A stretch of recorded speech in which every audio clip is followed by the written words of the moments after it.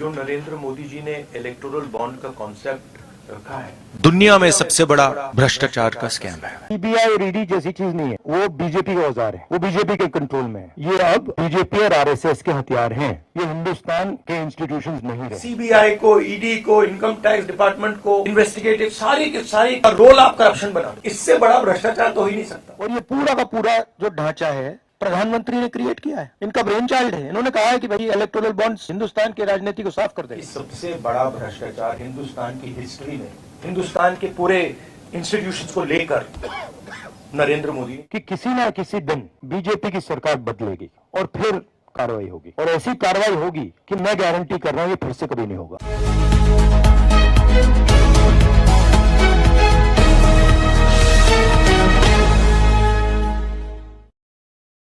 कुछ साल पहले नरेंद्र मोदी जी ने ये हिंदुस्तान का जो पॉलिटिकल फाइनेंस का सिस्टम है उसको साफ करने की बात की थी, और इलेक्टोरल बॉन्ड्स का जो कॉन्सेप्ट है वो नरेंद्र मोदी जी ने डेवलप किया और उसको इम्प्लीमेंट किया। और कुछ ही दिन पहले इलेक्टोरल बॉन्ड की सच्चाई देश को दिखी है। बेसिकली जो नरेंद्र मोदी जी ने इलेक्टोरल बॉन्ड का कॉन्सेप्ट रखा है वो दुनिया का सबसे बड़ा एक्सटॉर्शन रैकेट है। मैं फिर से कह देता हूं, दुनिया का सबसे बड़ा नेशनल लेवल का एक्सटॉर्शन रैकेट है। कंपनियों से हफ्ता लेने का तरीका है, कंपनियों से कॉन्ट्रैक्ट्स का शेयर लेने का तरीका है,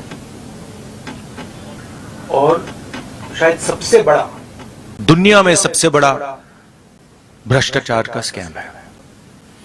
इसके सब आंकड़े आपके सामने हैं। पूरी कंपनी की लिस्ट अभी आई नहीं है। इसमें शेल कंपनीज हैं, इसमें सीबीआई, ईडी से प्रेशर डाल के पैसा लिया जा रहा है, डेट्स हैं, कंपनी पर केस लगता है, उसी के थोड़े दिन बाद बीजेपी को पैसा मिलता है, हजारों करोड़ रुपए का कॉन्ट्रैक्ट मिलता है, कॉन्ट्रैक्ट का एक कट बीजेपी को डायरेक्ट मिलता है। तो ये प्रधानमंत्री का कॉन्सेप्ट है और दुनिया में सबसे बड़ा भ्रष्टाचार का, करप्शन का उदाहरण है। जो टॉप 5 डोनर्स हैं उसमें से 3 डोनर वो हैं जिनके यहाँ पर आईटी या सीबीआई आती है, उसके बाद वो डोनेट करते हैं। अब कल चुनाव आयोग की ओर से डेट भी डिक्लेयर किया जाएगा चुनावों का, तो ये कितना अहम मुद्दा रहने वाला है 2024 चुनावों के लिए? आप लोग नहीं, ये देखिए, ये बहुत अहम मुद्दा तो है,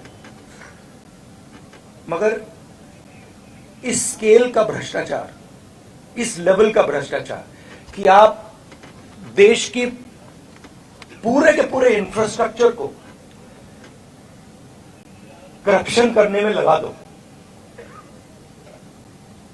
सीबीआई को, ईडी को, इनकम टैक्स डिपार्टमेंट को, इन्वेस्टिगेटिव सारी के सारी का रोल आप करप्शन बना दो। और आइडिया किसका है? आइडिया प्रधानमंत्री का है। प्रधानमंत्री ने स्वयं कहा कि इलेक्टोरल बॉन्ड्स से पॉलिटिकल फाइनेंस साफ होगा। तो मतलब ये, इससे बड़ा भ्रष्टाचार तो हो ही नहीं सकता। और ये गडकरी जी ने नहीं कराया, ये नरेंद्र मोदी जी ने कराया है।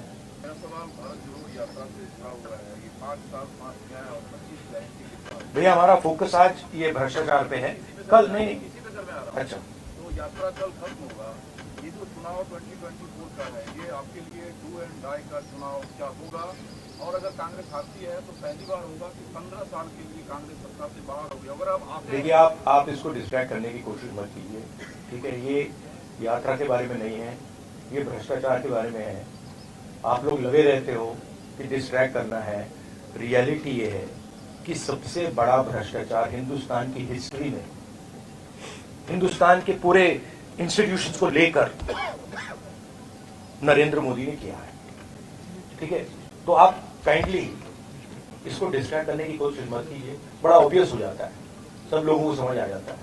सर मैं एक पॉलिटिकल सवाल पूछूं। हाँ जी, सर इस तरह से महाराष्ट्र की जो भी पार्टियां हैं, शिवसेना है, राष्ट्रवादी है, और भी अलग अलग प्रदेश में इन पार्टियों को दो टुकड़ा किया जो महाविकास आघाड़ी के साथ में है, उसका इफेक्ट कितना पड़ेगा? और नहीं, वो दो टुकड़े में वो जो किया उसका पैसा कहां से आया? यहीं से तो आया। जो ये हिंदुस्तान में state government after state government गिरा रहे हैं, पैसा कहां से आ रहा है? इधर से तो आ रहा है। और ये अभी तो छोटा सा भाग दिखा है, तो इन्होंने पूरे के पूरे सिस्टम को एक्सटॉर्शन का सिस्टम बना दिया है। पॉलिटिकल पूरे स्ट्रक्चर को इन्होंने कैप्चर कर दिया है। सीबीआई इन्वेस्टिगेशन नहीं करती है, ईडी इन्वेस्टिगेशन नहीं करती है, एक्सटॉर्शन करती है। किसके लिए? बीजेपी के लिए। तो जो तोड़ा गया उसको बीजेपी ने, सेंट्रल लीडरशिप ने तोड़वाया। तो ऑब्वियस है, वो तो मतलब अमित शाह वही काम करते रहते हैं। उन्होंने उनको पैसा दिया, ये भी सब जानते हैं, पूरा महाराष्ट्र जानता है पैसा कहां से आया। मैं आपको बता रहा हूं पैसा कहां से आया। सबसे बड़े कॉन्ट्रैक्ट्स हैं, उसका हिस्सा लेकर बीजेपी ने सरकार को गिराया। तो नीति तो यही है, फाउंडेशन तो यही है। मेरा कहना है, हाँ, सुप्रीम कोर्ट का रोल है, आपका रोल है।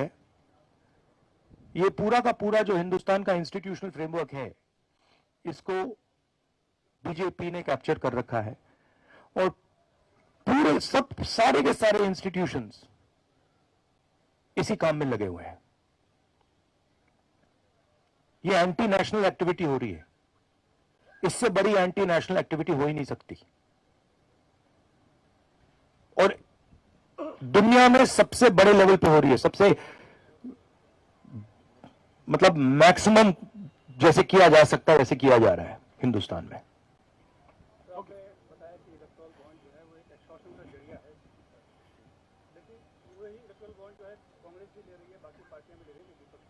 आप फिर से वही सवाल पूछ रहे हैं। मैं आपको बता रहा हूं कि कांग्रेस पार्टी हिंदुस्तान की सरकार नहीं चलाती है। हाँ,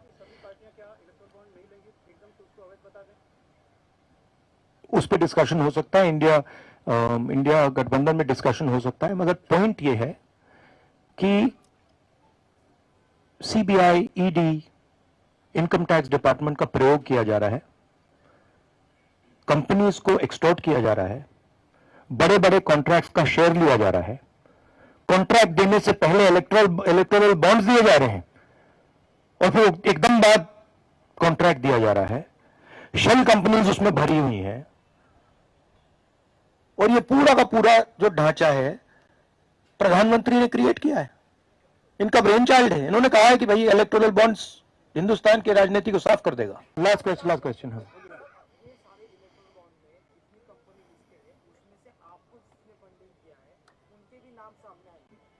आगे चलकर ऐसा होगा क्या कि आपको जिसने फंडिंग किया है उनको भी सीबीआई और ईडी से फिर से टारगेट किया जाएगा? हो सकता है। सीबीआई और ईडी जैसी चीज नहीं है, वो बीजेपी का औजार है, वो बीजेपी के कंट्रोल में है। हिंदुस्तान में जो हमारे इंस्टीट्यूशंस हुआ करते थे वो आज इंस्टीट्यूशंस हिंदुस्तान के नहीं है। चाहे वो इलेक्शन कमीशन हो, चाहे वो सीबीआई हो, ईडी हो, ये सब हो, ये अब बीजेपी और आरएसएस के हथियार हैं। ये हिंदुस्तान के इंस्टीट्यूशंस नहीं रहे। इसीलिए ये जो हो रहा है ये हो पा रहा है। अगर ये इंस्टीट्यूशंस अपना काम करते, अगर सीबीआई अपना काम करती, ईडी अपना काम करती, तो ये नहीं होता। तो उनको ये भी सोचना चाहिए,